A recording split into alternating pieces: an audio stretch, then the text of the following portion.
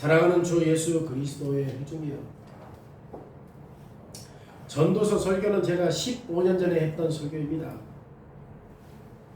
다시 한번 살펴보니 그때 이해하지 못했던 부분들도 있어서 다시 한번 설교하려고 합니다. 전도자는, 지금 전도자라고 하는 말은 일반적으로 하나님의 뜻을 백성들에게 전해주는 자, 오늘날로 말하면 설교자로 이해할 수도 있습니다. 그런데 지금 전도서를 기록한 전도자는 설교자는 아닙니다. 그럼에도 불구하고 하나님께서 이 전도자를 사용하여서 오고 오는 만대의 백성들에게 특별히 인생에 대한 하나님의 생각을 전해주도록 하셨습니다. 전도자는 20세의 왕이 되었고 40년 동안 이스라엘을 다스렸던 왕입니다.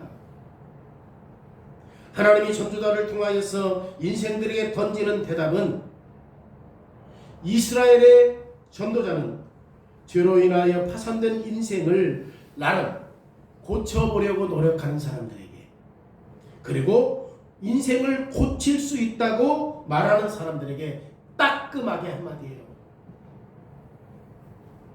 사람들아, 노력해보아라.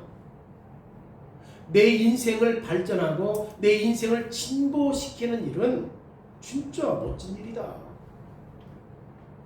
그런데 노력하는 사람들아, 두 가지를 명심하라. 첫째는 모든 것이 헛되고 헛되니 마치 무엇과 같다? 바람과 씨름하는 것과 같다. 뭐가? 인생. 두 번째는 모든 사람이 하나님을 두려워하고 하나님의 계명을 지켜야 한다. 지금 전도자는 인생을 살아보면서 실질적으로 당시에 젊은 사람들을 모아놓고 자기가 살았던 삶을 실제로 뭐라고 할까? 오늘날로 말하면 경험을 이야기하는 거예요. 실제. 그리고 하나님께서 오고는 만백성들에게 이 전도자가 했던 그것을 실제로 기록해서 오늘 우리에게까지 전해주고 있는 내용입니다. 오늘 설교 제목은 오직 생명의 하나님만이 파산된 삶을 고칠 수 있습니다. 첫째, 사람은 파산됨을 고칠 수 없습니다. 지금 전도자는 2절에서 뭐라고 얘기합니까? 헛되고 헛되며 헛되고 했더니 모든 것이 헛되도다. 여기서 지금 헛되니라고 번역한 단어는 숨이에요. 숨. 숨 쉬면 어때? 연락 없어져 버려요. 숨은 사라지잖아요. 우리가 공기를 마시면 우리의 몸은 이 공기와 함께 활동하죠. 그런데 들어 마셨던 이 공기를 다시금 내뱉으면 어떻게 돼요? 공기는 사라져 없어져 버려요. 흔적도 없어요. 지금 전도자가 말하는 것처럼 이렇게 모든 것이 헛되다. 모든 것이 숨이다. 모든 것이 한번 내쉬면 아무 가치가 없는 숨과 같다. 전도자가 헛되고 헛되니라고 지금 중복해서 말하는 논점은, 지금 전도자가 이것을 말하는 이유가 뭐예요? 더 강하게 말하려고 하는 거죠. 인생이 헛되고 헛된 것이다.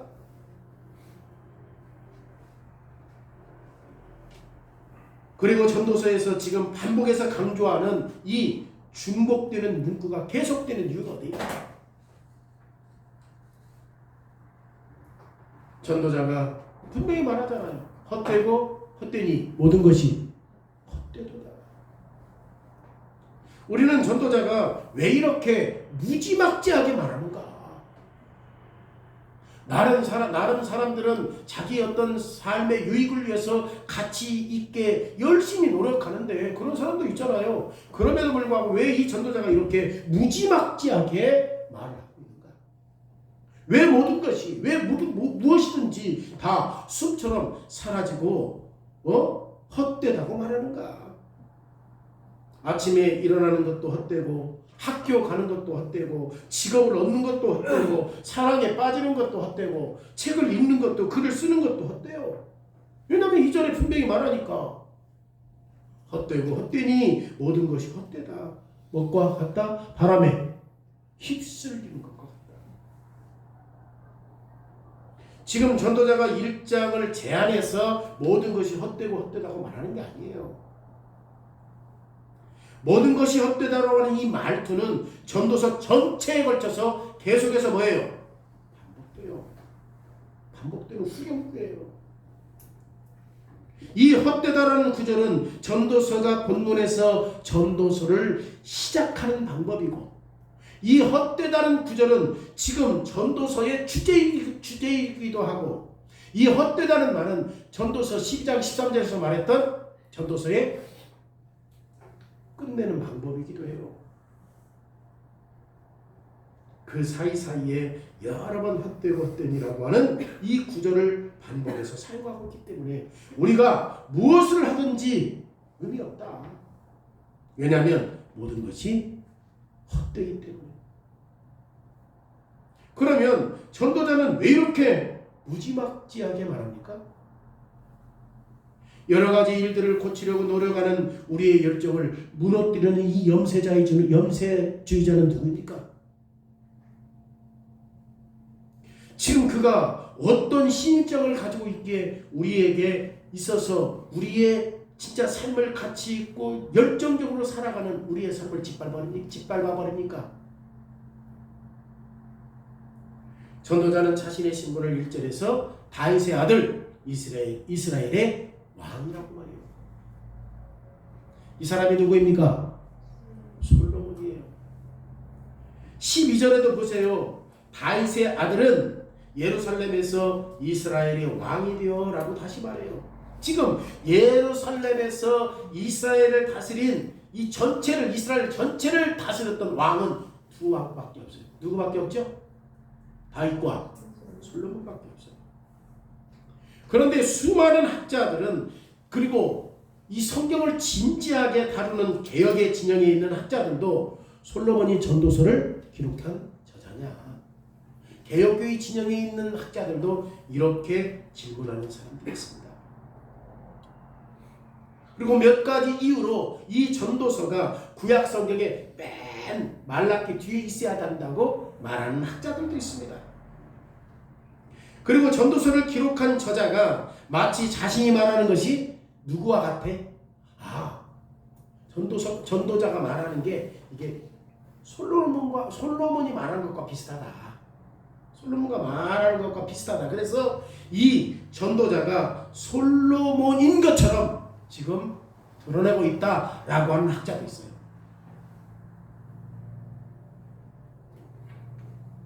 우리는 전도서를 기록한 기자의 이름을 전도서에서 밝히지 않았다고 하는 것 때문에 많은 의구심을 가지고 있어요. 이 저자가 전도서를 기록한 이유가 뭐냐? 지금 전도서의 지혜자가 지금 전도자의 고유한 의무냐? 이렇게 지혜를 기록하는 것이 지금 전도자의 고유한 의무냐?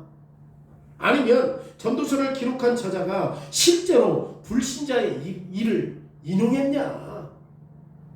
그러면 불신자의 것들을 인용했다고 한다면 왜 그가 1장 1절에서 다윗의 아들이라고 얘기했고 예루살렘의 왕이라고 얘기하냐? 왜 끝부분에서는 또 이렇게 거룩함으로 이렇게 마무리를 하냐? 그래서 전도서에 대한 저자, 그가 솔로몬이 아니라고 하는 사람들, 개혁주의 진영에 있는 사람들도 이런 부분에 의해서 여러 가지 문제점을 제기하는 내용들이 참으로 많아요. 왜냐하면 너무나도 많은 학자들이 이 전도서의 그 저자가 누구냐라고 하는 의구심들을 가지고 있기 때문에 1절에서 말하는 전도자는 다윗의 아들 예루살렘 왕 솔로몬입니다. 이 짧은 정보로 우리는 이 저자가 전도서를 기록했던 시기, 전도서를 기록했던 저자의 성격, 전도서를 기록했던 지금 이 솔로몬이 고민하는 것과 솔로몬의 지혜를 알 수 있다는 겁니다. 솔로몬은 지극히 지혜로운 사람이죠. 우리가 잘 알고 있는 대로 열왕기상 4장 31절로 32절에 그는 모든 사람보다 지혜로워서 예스라 사람 예단과 마올의 아들 헤만과 갈골과 다르다보다 나음으로 그의 이름이 사방 모든 나라에 들렸더라. 그가 잠언 3000가지를 말하였고 그의 노래는 1005편이며 모든 사람이 솔로몬의 지혜를 들으러 왔으니 이는 그의 지혜와 소문을 들은 천하 모든 왕들이 보낸 자들입니다. 그러니까 솔로몬 당시에 주변에 있는 국가들과 멀리 있는 국가들과 그가 얼마나 지혜로운 사람인지를 잘 보여준다는 것입니다. 우리가 잘 알고 있는 대로 세바의 왕, 그렇죠? 그가 엄청난 예물을 가지고 그가 지혜가 있는지 없는지 자기 인생의 고민 문제를 가지고 찾아가요. 그리고 직접 그것을 확인했어요. 그리고 우리가 잘 알고 있는 대로 잠언서에는 솔로몬의 잠언이 있잖아요. 다 솔로몬이 지었다고 말할 수는 없지만 그 안에 솔로몬의 지혜서가 담겨 있다는 말이에요. 그래서 죄로 인하여 파산된 삶은 어렵고 힘든 현실 속에서 이 시를 잘 만들었다는 것을 증명하는 심오한 어록이 뭐죠? 유명한 사람들이 말한 그 간추려서 기록했던 내용이잖아요. 솔로몬이 얼마나 지혜로웠는가. 그래서 그 어록을 남겼다는 거예요. 3000개를 남겼다는 거예요. 뿐만 아니라 이 전도서의 주제로 다시금 솔로몬의 지혜는 검증받아요. 솔로몬은 재물이나 안락함이 사람을 행복하게 할 수 없다는 것을 자기 경험을 통해서 깨달았습니다. 왜냐하면 솔로몬은 엄청난 부자였죠. 엄청난 부자예요. 그런데 만족합니까? 만족하지 못합니까? 만족을 못해요. 여러분, 솔로몬은 수많은 아내와 척을 얻었지만 만족할 수 없다는 것을 개인적인 경험으로 깨달은 거예요. 그러면 솔로몬이 많은 아내를 얻은 이유는 뭔가? 솔로몬은 300명의 아내를 얻었거든요. 그리고 첩이 몇 명이요? 700명이에요. 700명. 첩이 700명이에요. 그렇게 부자였고 아내가 300명인데 굳이 후궁에 첩을 둘 이유가 뭐가 있어?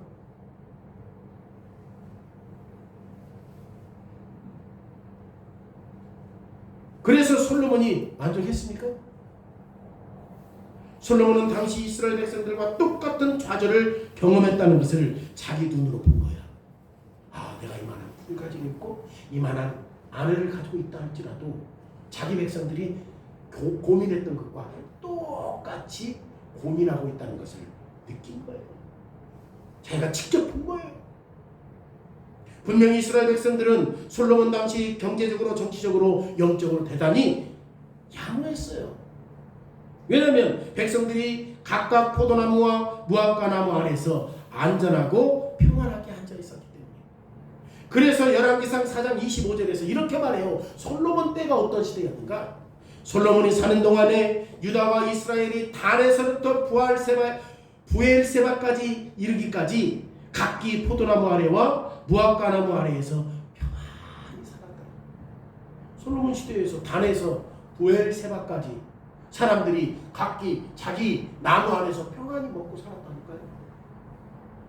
그리고 하나님께서 친히 지금 솔로몬이 지었던 그 성전에 함께 임재하시잖아요. 그전에는 어땠는데? 성막이었잖아요. 솔로몬이 성전을 짓고 하나님이 그곳에 임재하셨잖아요. 먹을 것이 풍성하고 하나님이 함께 임재함을 느꼈고.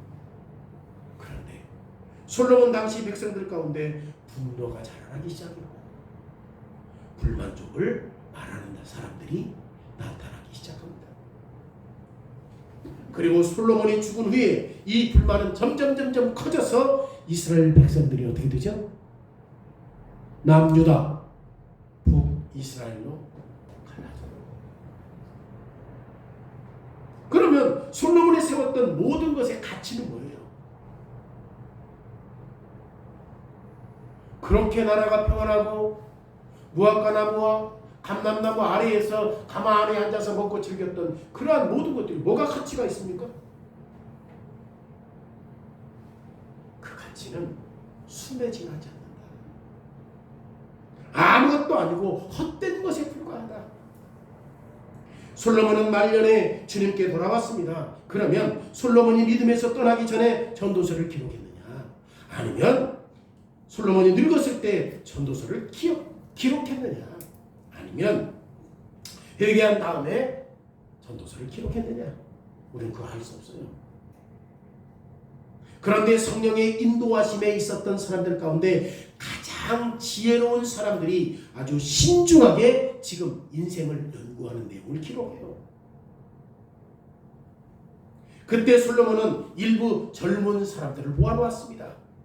그리고 젊은 사람들에게 솔로몬의 결론을 말해요. 이런 열정이 어떤 유익이 있습니까? 내가 살아보니 어떤 것들이 가치가 있고 어떤 것들이 의미가 있다. 젊은 사람들에게 모아놓고 이야기했는데 이게 어떤 유익이 있습니까?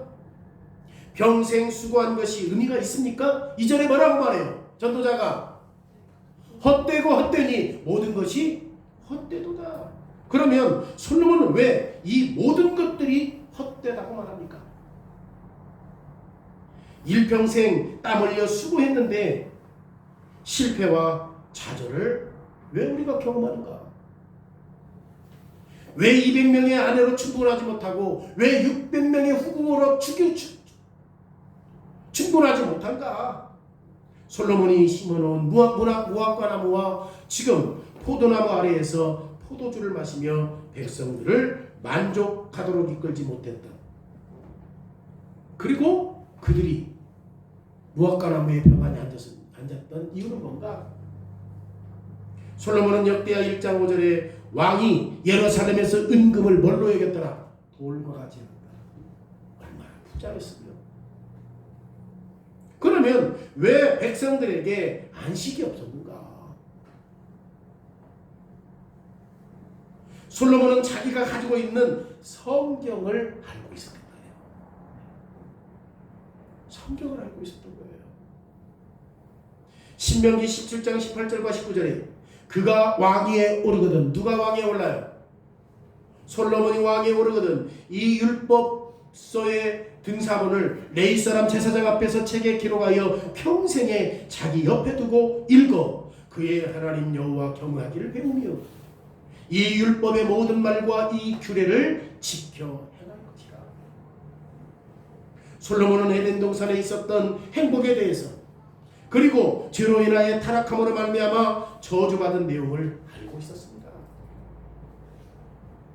솔로몬은 타락한 세상이 죽음으로 가시와 엉겅퀴와 땀과 눈물로 범벅되고 하나님의 임재에서 추방되었다라는 사실들을 성경을 통해서 알았어요. 그리고 솔로몬은 아담과 하와에게 한 아들이 있었는데 그 아들이 아벨이라는 이름도 알았어요. 아벨이라는 이름이 뜻이 뭐죠? 헛되다는 거예요. 허무하다는 거예요. 허무하다, 헛되다.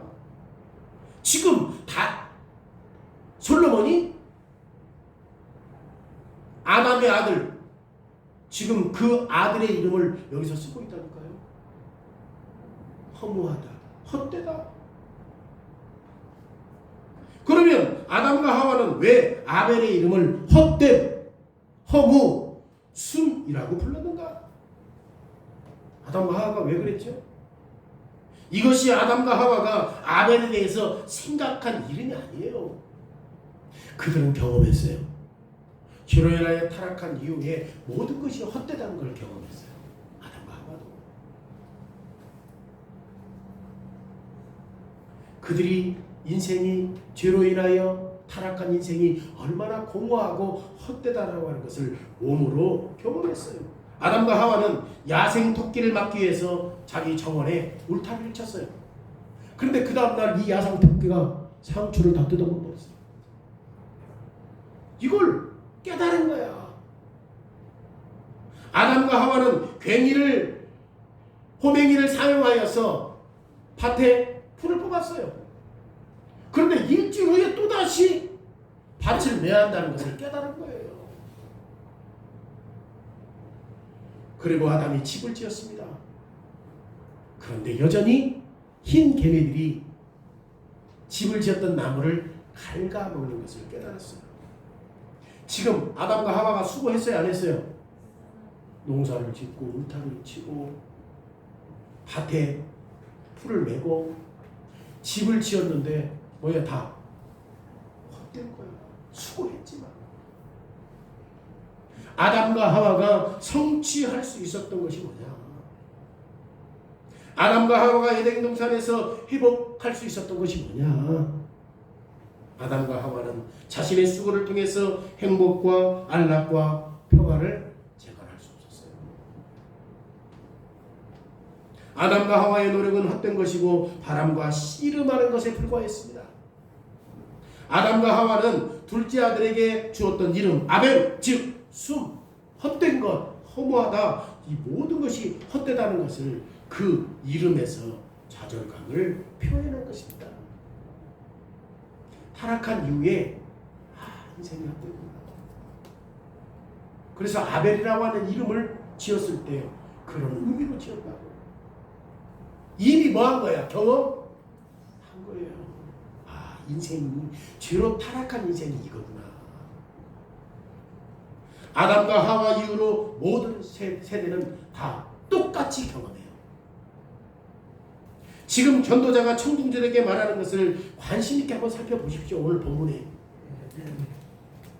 그리고 역사가 주는 교훈을 잠시 한번 생각해 보십시오. 3절에 뭐라고 얘기합니까? 해 아래 수고하는 모든 수고가 사람에게 무엇이 유익한가? 여러분, 우리가 수고해야 하네요. 여러분 진짜 열심히 살잖아요. 열심히 공부하고 직장생활에서 밤늦게까지 자기 일들을 그렇게 수고하잖아요. 그런데 우리에게 실제 발전이 있습니까? 한 세대가 50대, 60대, 80년 동안 일하면서 수고해요. 자, 그 다음에 어떤 일이 벌어져? 죽어. 여러분, 그렇게 열심히 수고하고 이러는데 죽어. 인생에 어떤 진보가 있어? 헛돼. 그리고 그 다음 세대는 어떻게 되죠? 그들도 똑같이 50대, 60대, 80대, 100세 하다가 수고했지만 결국 죽어요, 안 죽어요? 인생에 진보가 있어요, 없어요? 없어요. 지금 솔로몬이 그거 얘기하는 거야. 그거 얘기하는 거야. 여러분, 우리가 잠시 동안이만이라도 지금 땀 흘려 수고하지만 죽는다는 것을 잠시 한번 생각해 보세요. 여러분, 오전에서도 보십시오. 어떻게 말해요? 인생을 뭘로 비교해? 해와 같이 비교하잖아요. 해가 뜨면 쭉쭉쭉쭉 어디로 올라가? 쭉 쳐서 올라가. 그런데 결국 어떻게 돼? 사라질 때가 되면 아래로 쭉 떨어지잖아요. 진보가 있어요, 없어요? 없어요. 해가 저물었을 때 공기는 사라지진 않아요. 그렇죠? 여러분, 강물은 몇 달, 몇 년이고 계속 흘러요, 안 흘러요? 어디로 가? 바다가 넘쳐, 안 넘쳐? 아니, 그렇게 몇 년 동안 흘렀으면 바다 넘쳐야 되잖아. 바다 안 넘쳐요. 바다가 채워지냐고. 물이 수증기가 되어서 다시 비가 되어 내립니다. 진보가 있어요, 없어요? 없어요. 태양, 바람, 강물 다 다르게 행동하지만 진보가 하나도 없어요. 사람의 수고도 마찬가지입니다. 우리가 울타리를 칩니다. 그런데 내일 다시 허물어져요. 사람의 수고도 마찬가지예요. 우리가 울타리를 친다니까요. 우리가 거미줄을 깨끗하게 치웁니다. 그런데 내일이면 다시금 거미가 거미줄을 쳐요. 서구 사회는 이전 시대에 물려받았던 금지 사항들, 이런 것들을 하면 안 된다 하는데 몇십 년 후에 보면 후손들이 그 짓을 하고 있어요. 선배들은 경험을 해서 이러한 것들을 금기사항으로 딱 법으로 정해놨는데 한 3, 40년 지나가면 후손들이 선배들이 금지했던 것들을 다시 하고 있다는 거예요.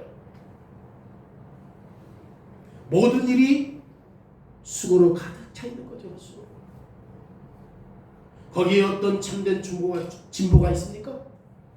전도자가 1장 9절에서 말한 것과 똑같아요. 이미 있었던 것이 후에 다시 있어. 이미 한 일을 후에 다시 할지라. 해 아래 새 것이 있다 없다? 없다. 우리는 다 울타리를 쳐요. 울타리를 보기 좋게 만들었지만 허물어줍니다. 결국 다시 세워야 돼요.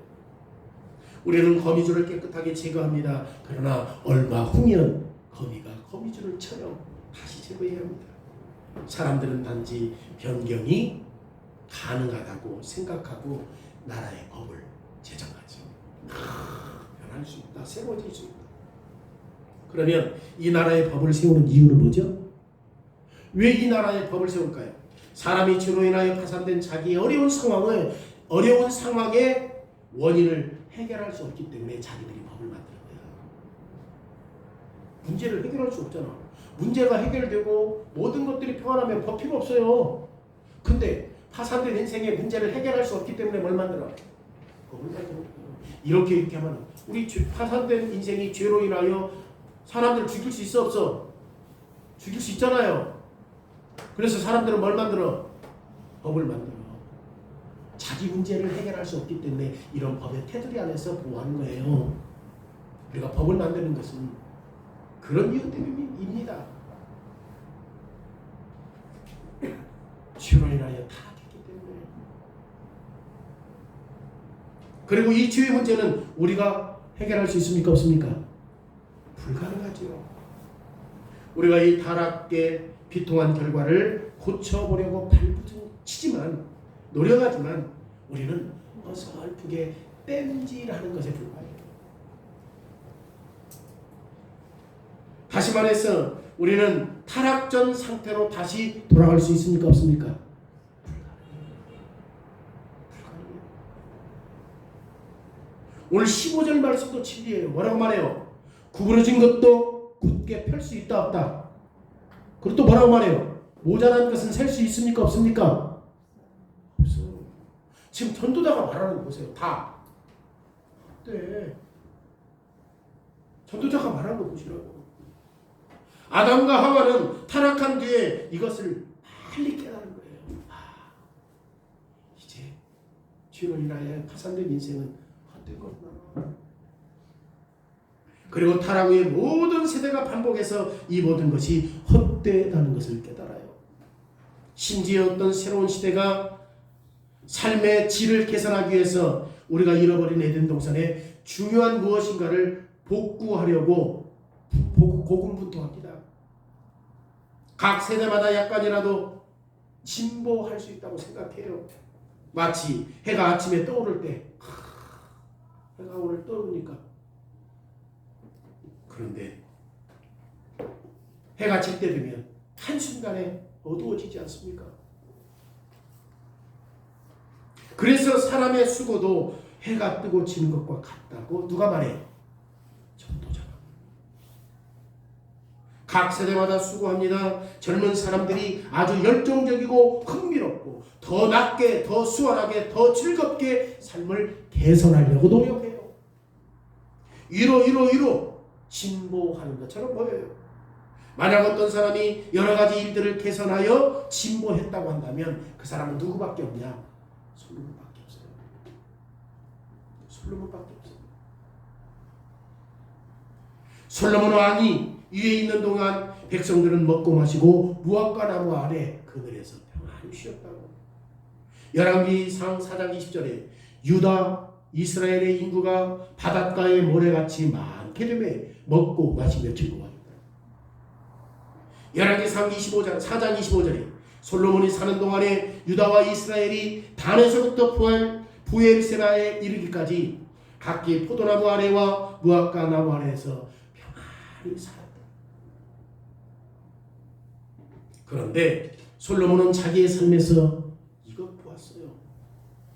부유함이 자기에게 만족을 주었어요? 평화가 에덴 동산을 회복할 수 있도록 했어요? 아니, 그 어느 시대보다 유다 백성들은 지금 평안하다니까? 근데 그 평안이 예루살렘 죄짓기 이전에 에덴 동산으로 회복했어요? 회복할 수 없었어요. 죄로 인한 타락은 이 땅 위에 하나님의 저주만 있을 뿐이었습니다. 사람은 어떤 수고도 하나님의 저주를 취소할 수 없었어요. 구부러진 것을 펼 수 없습니다. 솔로몬이 왕이 되었던 초기에는 위로 쑥쑥 올라간 뒤에 필연적으로 어떻게 합니까? 다시금 아래로 내려와. 솔로몬이 이거 경우해요. 그래서 솔로몬을 낙담하게 한 거예요. 이렇게 부하고 이렇게 여자도 많고 이렇게 백성들이 평안해서 지금 뭐예요? 그들이 먹을 것 앞에서 그늘 앉아서 지금 평안히 쉬고 있다니까.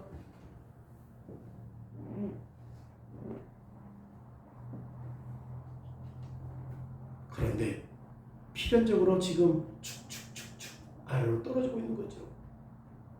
14절에 보세요. 내가 해 아래에서 행하는 모든 일을 보았노라. 보라, 모두 다 헛되어 바람을 잡으려는 것이로다. 나이가 많든 적든 모든 것이 헛되다는 말씀은 우리가 받아들여야 하는 힘든 팩트예요. 사실입니다. 모든 것이 헛되다는 것을 받아들이고 사람들의 수고가 궁극적으로 아무것도 이룰 수 없다고 하는 것을 인정하는 것은 모든 것이 높이 올라간 뒤에 다시 어떻게 돼요? 내려올 수밖에 없다. 반드시 내려오기 때문에 오랫동안 수고한 사람이나 나이가 젊은 사람으로 열정적으로 일하는 사람이나 모두에게 인정하기 어려운 내용이긴 해요. 내가 이렇게 열심히 살았는데 누구보다도 열심히 살았는데. 그런데 성령님은 지극히 지혜로운 솔로몬의 마음에 이런 결론을 주신 겁니다. 솔로몬이 통치하는 부유한 이스라엘 백성들에게 이 괴로운 진실을 경험하게 하신 거죠. 그렇게 평안했어. 그렇게 부유했어. 그런데 이런 결론을 준 거예요. 모든 것이 헛되다. 그리고 성령님은 우리에게 지금 이 성경을 진리로 주셨어요. 왜냐하면 전도서를 기록함으로 말미암아 막대한 이 기술이 진보하고 발전하는 시대에 현대인들이 살았다 할지라도 그것도 뭐다? 헛되다라는 사실들을 가르쳐주기 위한 겁니다. 여러분, 우리 시대에도 구부러진 것을 바르게 펼 수 있습니까? 없습니까? 사람이 얼마나 악한지 아세요? 형제간에도 어떻게 돼? 한번 구부러지면 안 만나. 부모와 자식 간에도 한번 구부러지면 안 만나요. 안 만나요. 우리 이거 경험하고 있는 거야. 야, 인생 헛되다. 진짜 헛되구나. 지금 전도자를 통해서 하나님께서 만세 당신의 백성들에게 이런 성경을 기록하게 함으로 말미암아 모든 것이 헛되다라는 사실들을 우리에게 알기 위해서 이 내용을 기록했다니까.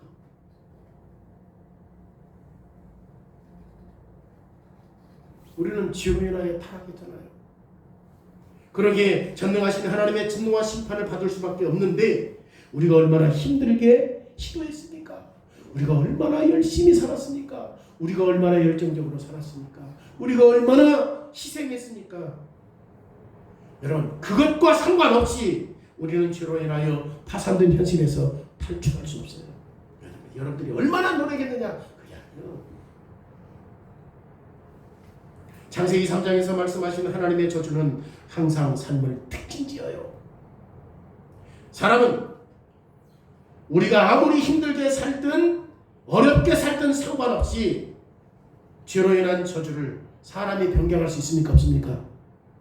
불가능해요.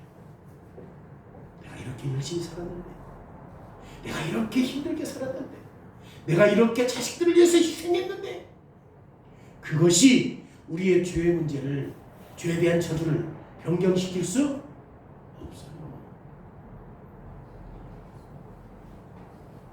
이것은 우리가 나이가 많든 적든 상관없이 이 땅에 살고 있는 모든 사람들의 마음에 반드시 새겨야 할 첫 번째 원리입니다. 우리는 다 죄로 인하여 하나님의 진노에 있다. 첫 번째 원리예요. 이걸 누가 지금 깨달아요? 솔로몬이 깨달았어요. 우리는 돈이 없고 가난하고 그런 것들을 경험하지 못했다고 한다면 그런가 보다 하지만 그는 누릴 거 다 누렸다니까. 누릴 거 다 누렸어.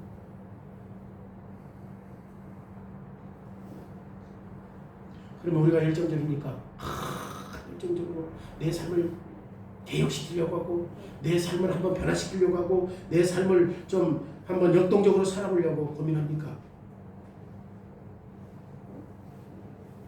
여러분, 여러분들의 인생에 구부러진 것을 여러분들이 한번 피려고 노력합니까? 죄로 인하여 파산된 내 인생을 한번 펴보려고 노력합니까?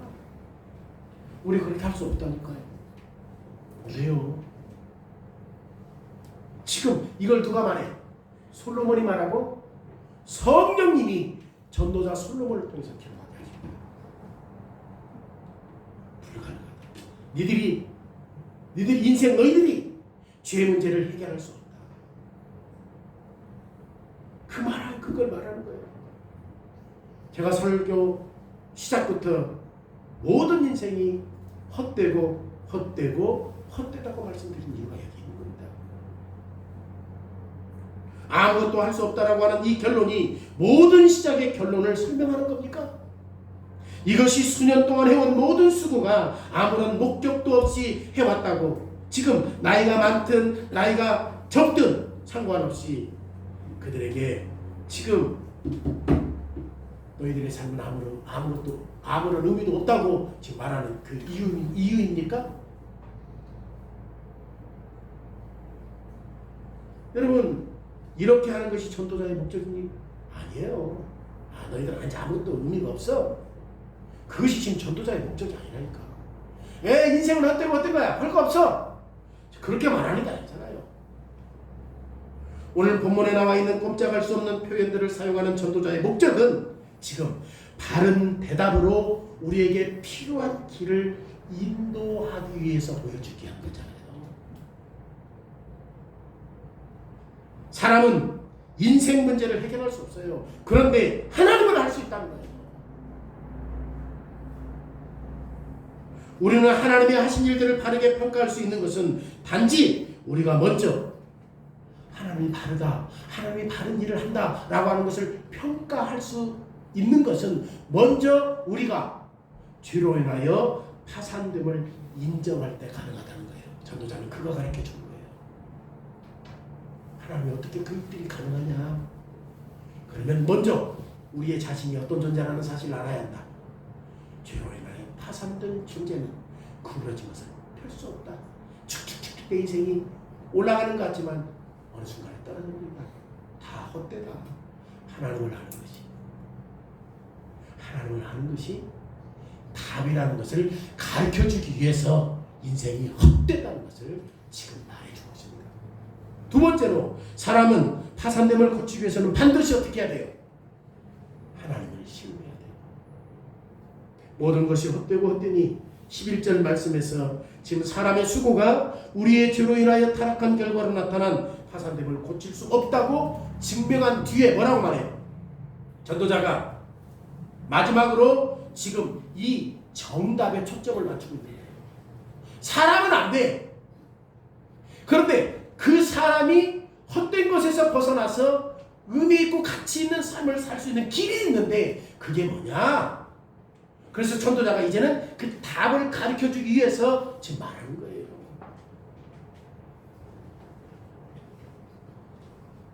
그러면 헛되고 헛되니 모든 것이 헛되다고 할 때 거기에 대한 대답이 뭐예요? 제가 그래서 12장 13절 읽었습니다. 전도서 12장 13절 읽었어요. 일의 결국을 다 들었으니 뭘 들은 거야 이제? 부자든 300명의 부인을 얻든 다 헛돼. 이거 지금 말했단 말이야 솔로몬이. 결국에 이걸 다 들었는데 답은 어디가 있느냐? 하나님을 경외하고 그의 명령을 지키는 것이다. 이게 인생의 답이다.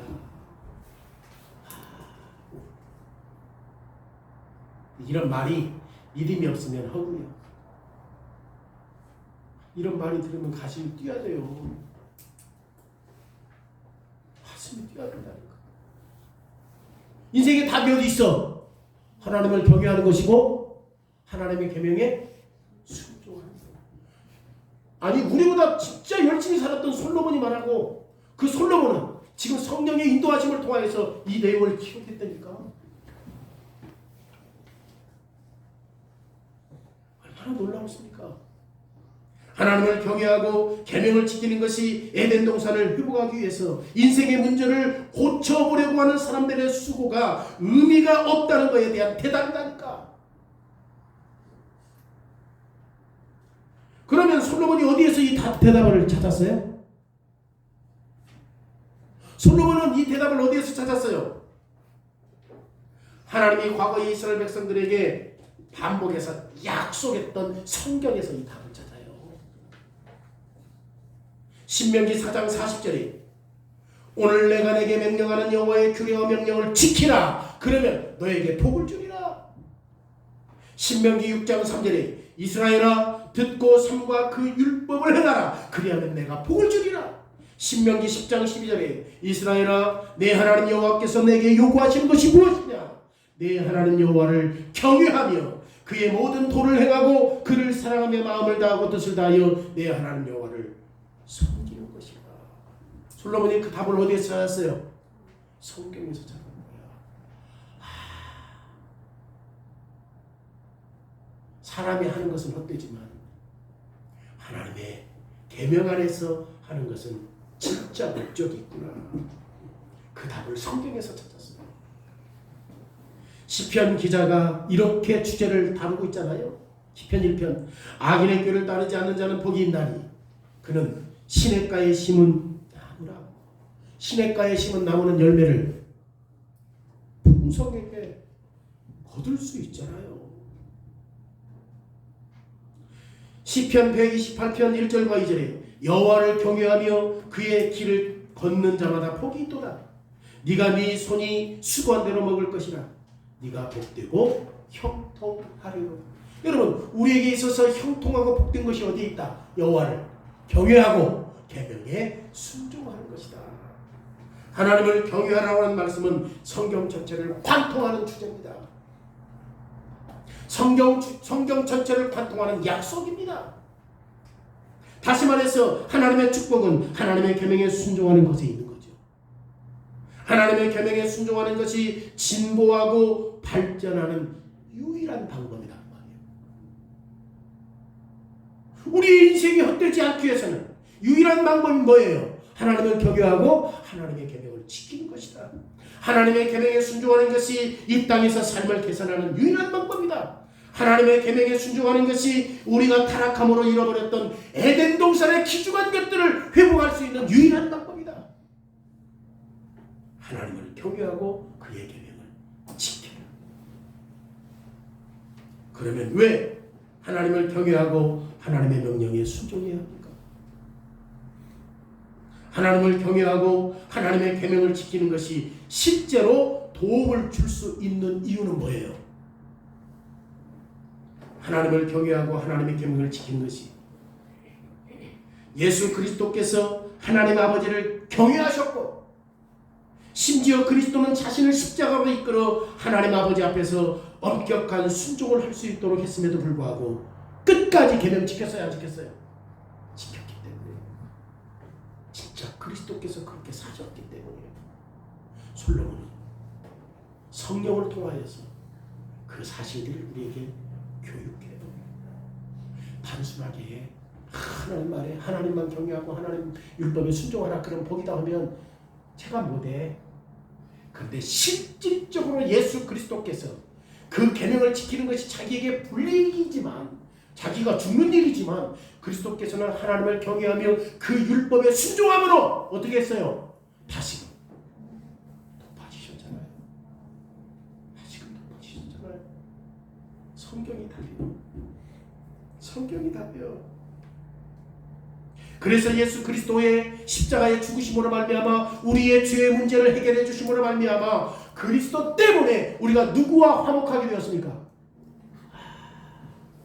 하나님과 화목하게 됐잖아요. 그리고 우리가 이제 하나님과 화목하니 에덴 동산에처럼 하나님의 임재 안으로 들어갈 수 있어요, 없어요? 와, 복음 설교는 답이 있어요. 답이 있어요. 인생에 답이 있어요. 여러분, 그리스도의 순종이 우리의 구원입니다. 우리가 성찬 예식서에서 그의 죽으심으로 그분은 우리의 영원한 허기와 비참함의 원인, 즉 죄를 제거하셨다고 말해요. 그리스도는 죄로 말미암아 타락하여 부패하지 않았기 때문에, 그러기에 그리스도의 수고는 하나님 나라의 열매를 맺을 수 있었던 것입니다.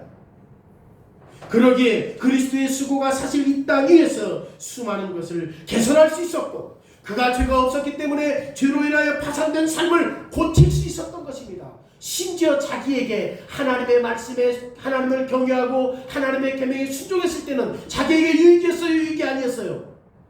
죽는 것이었거든. 근데 순종했단 말이에요. 근데 그에게 다시금 그 순종이 죽음에서 부활로 영원한 생명으로 인도되어진 것을 그리스도를 통해서 우리에게 보여주고 있는 거지. 그러기에 이게 첫 번째 원리예요. 우리는 죄인인데, 인생의 문제, 죄인이기 때문에 우리의 문제를 해결할 수 없는데, 죄가 없는 그리스도로 말미암아 우리는 파산된 인생을 다시금 회복할 수 있습니까, 없습니까? 왜? 그는 죄가 없기 때문에. 그러니까 첫 번째 원리, 우리는 죄인이기 때문에 할 수 없다는 이것이 그리스도에게는 해당이 돼야 안 돼요? 안 되지. 이게 첫 번째 원리예요. 그리스도는 전혀 죄가 없기 때문에, 그러기에 그리스도의 수고는 결코 헛되지 않습니다. 그렇다면 예수님께 속해 있는 사람들은 무엇을 할 수 있습니까? 그리스도인들은 무엇을 할 수 있습니까? 그리스도께 속한 사람들은 그리스도의 구원에 감사함으로, 심지어 그리스도가 하신 것처럼 하나님을 경외하고 하나님의 계명을 지키는 거지. 답이 확실해요. 우리도 그리스도가 하신 것처럼 하나님을 경외하고 하나님의 계명을 지키는 거죠. 하나님의 계명에 순종하는 것이 믿음의 증거예요. 저 사람 믿음 있다, 종교적인 열심 가지고 막 교회만 죽살나게 다니는 게 아니라 하나님의 말씀대로 순종하는 삶을 살아요. 개혁교회와 이게 달라요. 진짜 하나님의 계명에 순종하는 삶을 살아야 이게 달라요. 그러니까 그는 실질적으로 하나님의 계명에 순종하는 삶을 사는 사람이기 때문에 뭘 증명할 수 있다는 거예요? 믿음을 증명할 수 있는 거죠. 믿음을 증명할 수 있는 거예요.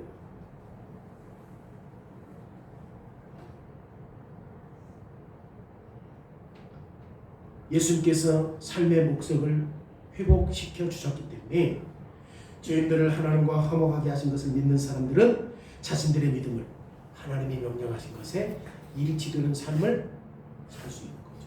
그리스도가 하신 것이죠. 그리고 얼마든지 우리도 그리스도가 하셨던 일들을 따라할 수 있다, 없다? 따라할 수 있다. 하나님 경외하고 하나님의 계명에 순종할 수 있는 것이죠.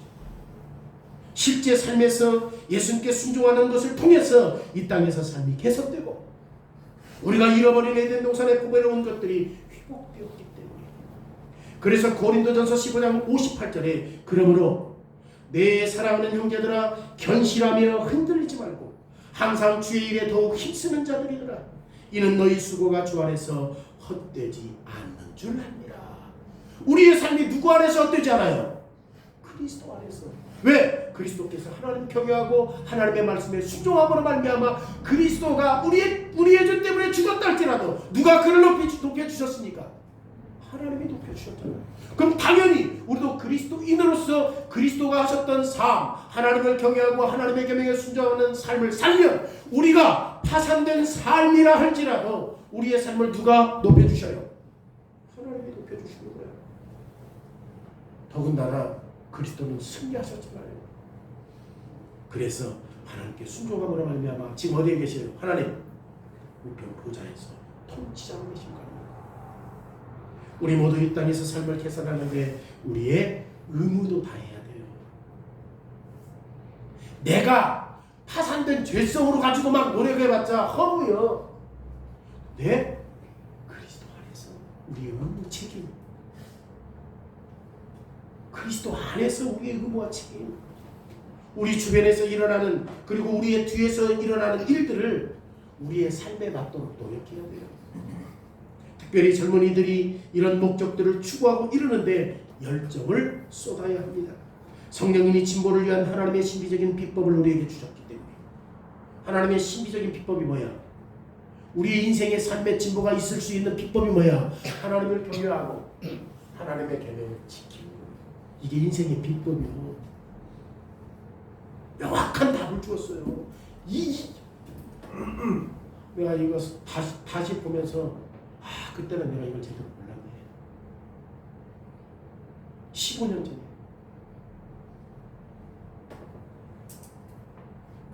노력해야 돼요. 이제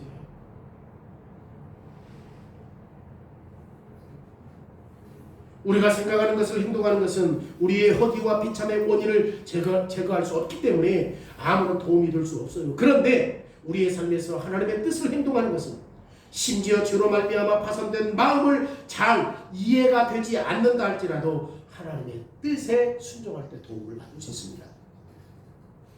이해 안 돼.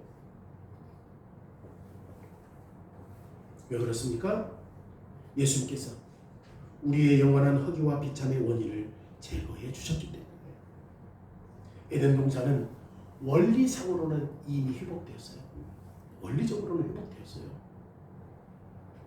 그리고 이제 하나님의 나라가 하나님의 백성들이 하나님의 뜻에 순종함으로 말미암아 이 땅에 세워져 가고 있는 거죠. 세워져 가고 있는 거죠. 그러니까 헛된 것, 거미줄 치우면 금방 또 거미줄 치잖아요. 거미줄 치잖아요. 풀 뽑으면 금방 풀 나잖아요. 그런 거에 목숨 내지 말고 정말 인생에 가치 있고 의미 있고 생명력 있는 것이 어떤 것인가 그 답을 주고 있잖아요. 이것이 제2 원리예요. 우리가 우리의 의무를 다 감당하기 위해서는 이제 어떻게 해야 돼요? 예수 그리스도께서 회복하셨던 파산된 이 죄로 인하여 파산된 삶에서 회복하셨던 하나님을 경외하고 하나님의 계명에 순종함으로 이런 제2의 원리의 삶을 살아갈 수 있다는 거죠. 이것은 모든 그리스도의 백성들에게 마음에 기록되어야 돼요. 제2 원리. 여러분 그리스도 없이 수고하고 하나님의 뜻에 순종하는 마음 없이 이 생을 개선하려고 노력하고 땀 흘리는 것은 헛되고 헛된 것입니다. 궁극적으로 여러분들이 그렇게 최선을 다해도 성취될 수 없어요. 그런데 그리스도의 수고는 순종함으로 행동하신 이 수고는 결코 헛되지 않다는 거죠. 예수님이 하나님의 계명에 순종하는 것은 성취되었고 반드시 가치가 있기 때문에. 왜냐? 주님은 언약 백성들의 수고를 사용하기 때문에. 이제 우리도 하나님을 경외하고 하나님의 계명에 순종하는 삶을 살 때 당신의 백성들의 삶을 하나님께서 인도해 주시기 때문에. 그래서 지금 교회를 통하여서 하나님의 나라가 진행되기를 지금 사용하고 있는 거예요. 저 여러분들을 사용하시고. 그렇다면 파산된 것들을 고쳐야 하는 이 열정, 이 열심, 사람들이 이 땅에서 개선해야 할 게 뭐죠? 내 혼자의 노력으로 하는 것이 아니라 그리스도께서 성취했던 그 죄에 대한 문제를 해결했을 때 이제는 그 안에서 우리의 삶은 끊임없이 하나님 경외하고 하나님의 계명에 순종하는 것이라는 사실을 알아야 되는 거죠. 지금 솔로몬이 젊은 사람들을 모아놓고 이 말한 거예요.